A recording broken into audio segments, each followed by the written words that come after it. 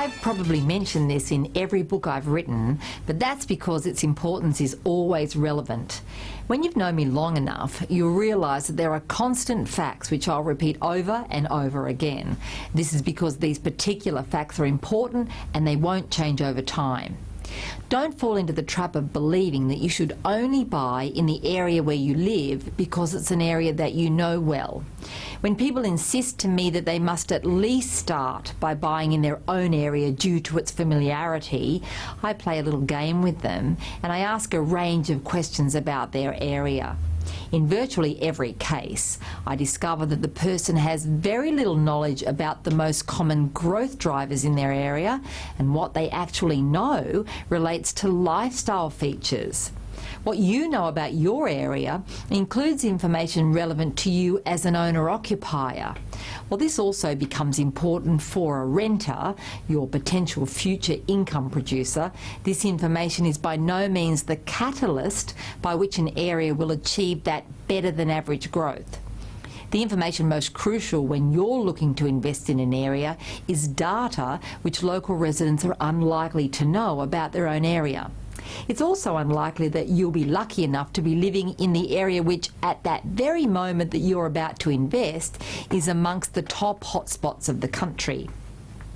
Well, I've seen it happen more often. An investor, particularly one using home equity to leverage into an investment portfolio, will live in an area that's coming out of its major boom phase.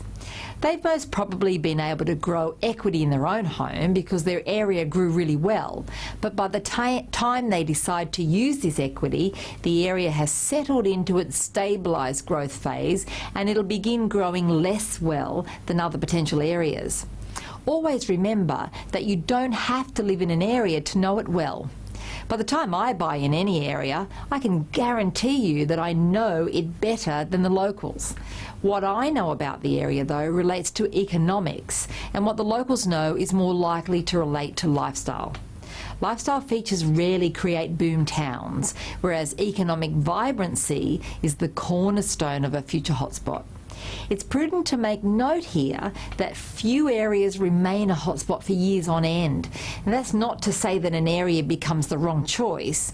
Many areas that I recommend are solid areas, and buying in them won't be a poor choice. It may just not be the best choice that you can make at that time. Remember that each purchase carries an opportunity cost, and that cost is that you may miss an area about to experience its greatest period of both values and rental yield growth. The last important factor that all investors must know is that the window of opportunity to buy in a hotspot is always quite small. When I present my list of hotspots at my seminars around the country every year, I do so with a warning that if anyone is going to procrastinate before they act on the information, it's crucial that they confirm whether the information is still valid and the window is still open when they do eventually act. All hotspots settle down to become one of those stable areas, and once this happens, there'll be another better area elsewhere.